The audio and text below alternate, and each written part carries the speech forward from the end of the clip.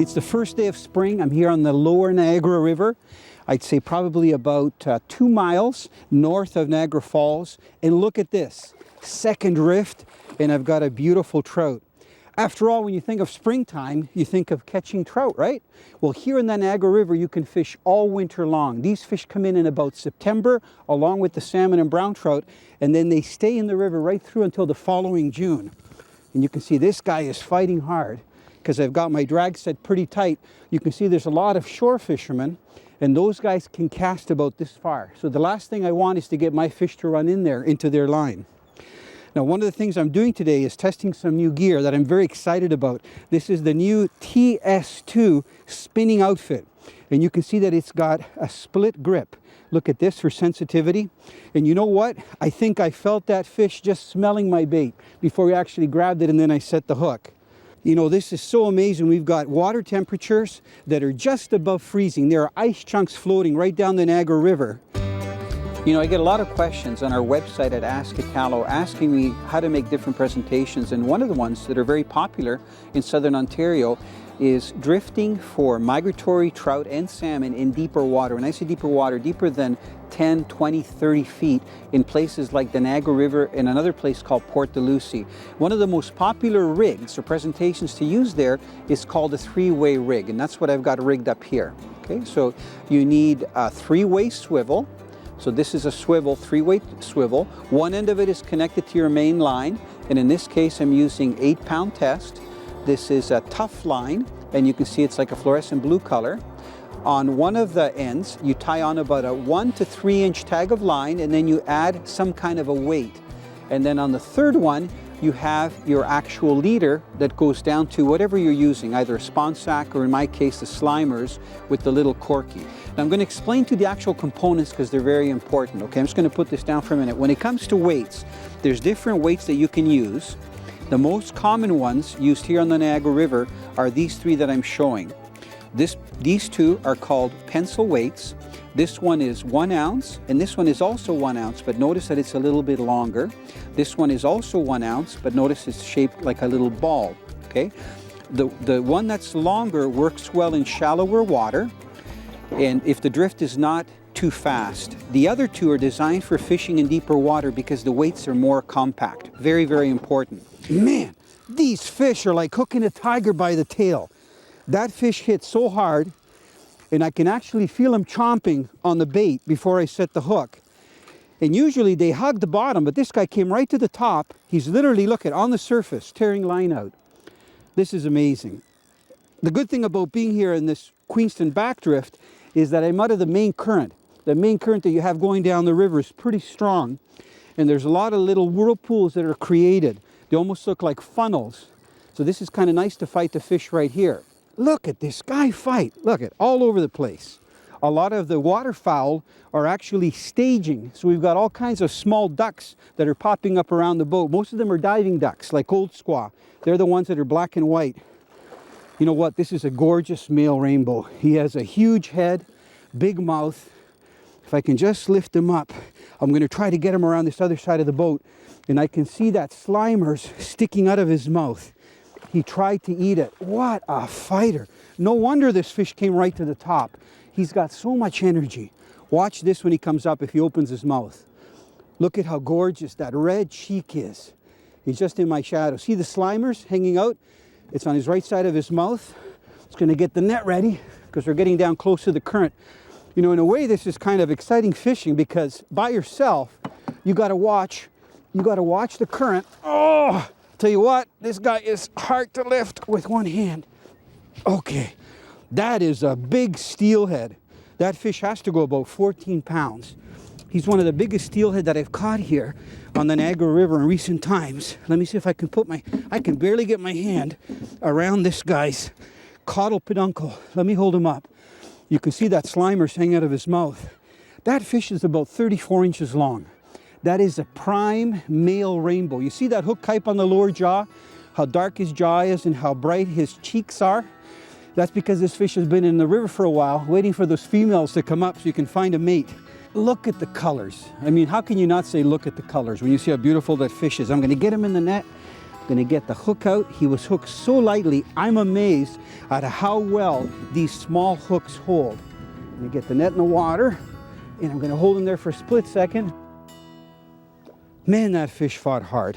You know, this is a real test of skill because we're dealing with the depth of the water, the current, and these big hard-fighting fish. You know, this is amazing.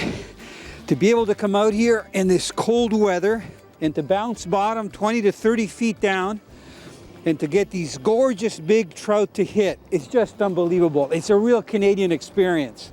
Oh, I can see that fish. This is a beautiful silver female, and she's really plump. You can probably hear that wind. That wind is picked up. It's about 20 or 30 kilometers an hour, and it is cold. So what I'm going to do is try to get this fish around. This is a much brighter fish than some of the other fish we've been catching. And I'm just going to have to get the net. I'm going to work it over here.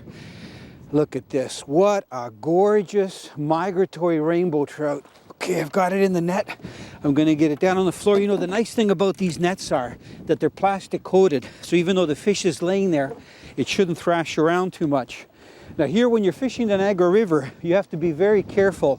If you look out on the outside of the boat, you can see the big swirls of current that are swirling around. And on the inside here, we have this backdrift. And that noise that you hear is the actual ice hitting the hull of the boat. That's how cold it is. So I'm just going to get control back of the boat.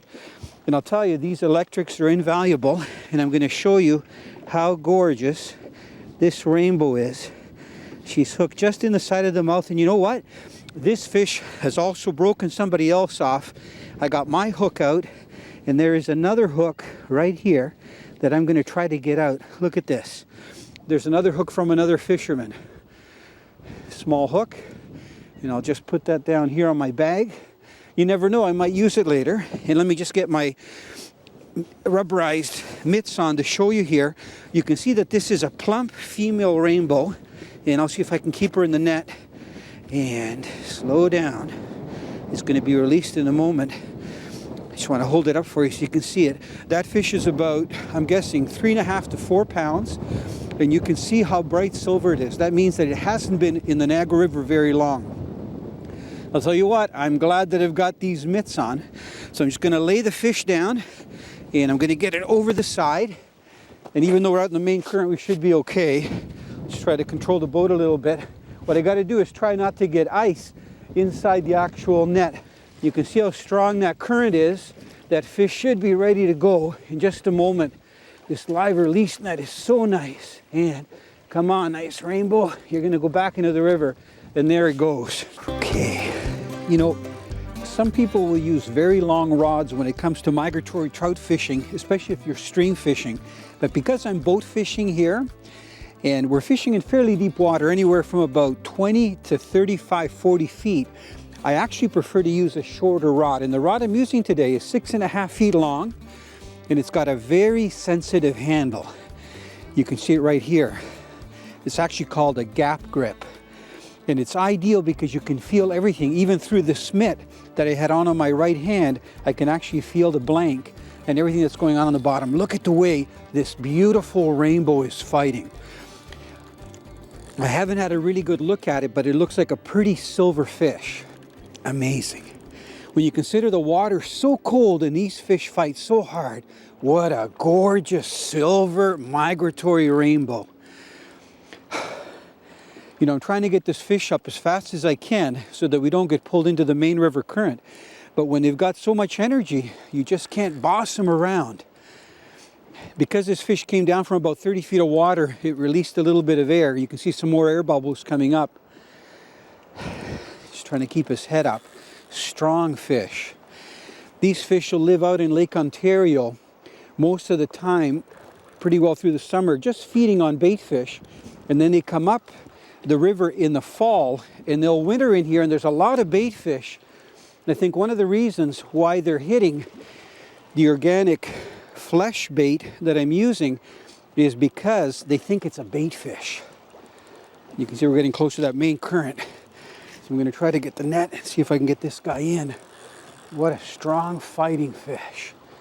Gorgeous silver rainbow, long fish. This guy's long and lean. Look at that.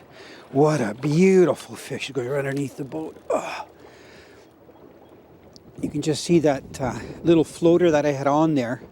Okay, I'm just going to grab the net and see if I can inch him in here. I'm telling you what though, this is all that easier, or it's tougher than it looks. See if I can get him back in here. He's all rolled up in the line and oh, just missed him.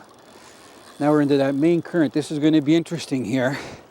One hand on the net, one hand trying to pick up on the line. Ah, gotta get this net in a little closer. Man, he dove down again. They really use the current to their advantage. So I'm getting him in a little, I hope I land him because I want to show you the nice kype this fish has on it. I'm using very small hooks. Look at the power this guy's got. Very hard to do anything with him when you're a one-man team. If I can just get his head up a little bit more. I got him near the top. One more time. Good thing it's a long-handled net so I can actually lunge out. Ugh. Boy, got him. You know what? This is another big fish. Look at this. I got some ice in there. I didn't realize this was such a big rainbow. Man, we're getting into some big fish today. Now you can see I used a little double hook rig there for that particular fish. And that's because I was experimenting with the slimers. So that first little hook is just to keep the slimer straight. And then that second hook got him just in the snout. You know, this guy almost looks like an Atlantic salmon. I'm just going to pop that hook out. Should be able to come out without the pliers maybe. There.